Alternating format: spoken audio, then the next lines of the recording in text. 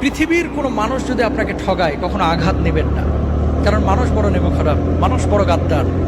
মনে রাখবেন, সব মানুষ পৃথিবীর একত্রিত হয়ে যদি আপনার ক্ষতি করতে চায়, কেউ আপনার ক্ষতি করতে পারবে না যদি আল্লাহ না চায়।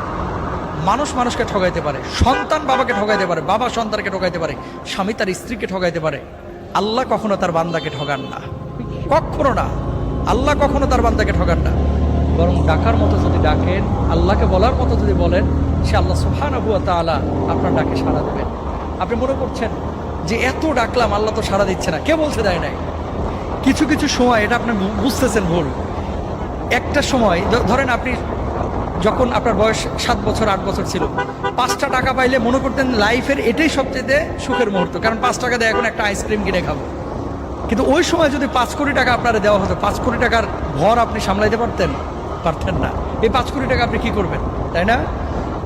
আপনি কখন কোনটা আপনার জন্য প্রয়োজন এবং কোনটা কখন আপনাকে দিলে আপনি এটাকে যথাযথভাবে কাজে লাগাইতে পারবেন, এটা আপনিও জানেন না, আমিও জানি না, জানেন কে? আল্লাহ সুবহানাহু ওয়া তাআলা। সুতরাং আল্লাহকে ডাকেন, আল্লাহর সাথে বোঝাপড়া করেন, শুধু রিজকের পেছনে না ছুটে রিজিকের মালিকের পেছনে